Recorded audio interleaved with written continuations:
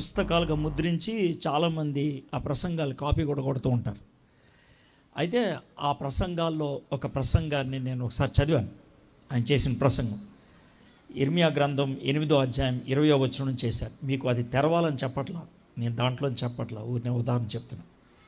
ఆ ప్రసంగం ఎప్పుడు చేశాడు, ఎందుకు చేశాడు, ఆయన ముందు రాశాడు ఉపోద్ఘాతం, రాసి ఆ తర్వాత ప్రసంగం చేశాడు. ఏం జరిగిందంటే ఒకరోజు రాత్రి 1:20 ఆయన నిద్రపోతున్నాడు. మెళుకు అప్పుడు వచ్చింది, ఎవరో లేపినట్లు. చిన్న స్వరం విన్నాడంట, చర్చిలోకి వెళ్ళి వాక్యం చెప్పు అని. స్పర్జన్ అన్నాడంట, ఎవరికి చెప్పాలి ఇప్పుడు, అన్నీ ఖాళీ కుర్చీలు ఉంటాయి ఏంటి అని అంటే, లేదు వెళ్ళి ప్రసంగం చెప్పు అన్నాడంట. చర్చికి తాళం వేసింది చర్చికి. ఏంటి అని అంటే, తీసి లోన్కి వెళ్ళి చెప్పాను.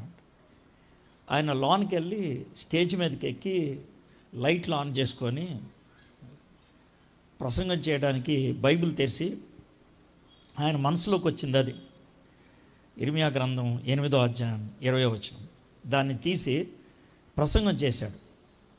కోతకాలం గడిచిపోయింది, గ్రీష్మకాలం ఇంకా కలిసిపోయింది, నువ్వు రక్షింపకే ఉన్నావు అనే అంశం మీద 40 నిమిషాలు వాక్యం చెప్పాడంట.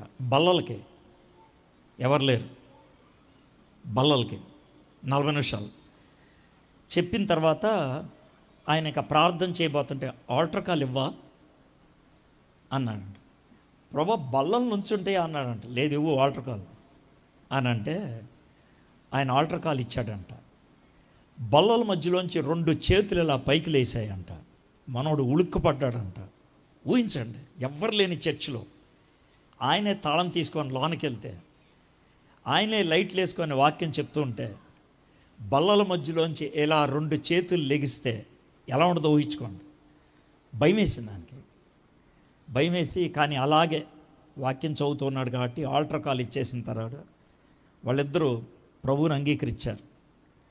తర్వాత స్పర్జన్ గారు వాళ్ళిద్దరిని అడిగాడంట, ఏం బాబు ఏంటనంటే, సార్ మేము దొంగతనం చేసాం, పారిపోతున్నాం, చర్చి కిటికీ తీసుంది, మేము గమనించాం, దూకి లోనికి వచ్చేసాం, మేము లోనికి వచ్చి అమ్మయ్యా అనుకుంటున్నాం, ఈలోగా చర్చి తలుపులు తీస్తూ ఉన్నారు, భయం వేసింది, ఏం చేయాలో అర్థం కాలేదు, బల్లల కింద కూర్చున్నాం, అలాగే ఉండిపోయాం, మీరు వాక్యం చెప్తూ ఉంటే మా మనస్సాక్షి నొప్పించబడింది సార్, మేము యేసు ప్రభుని అంగీకరిస్తామని చెప్పారు.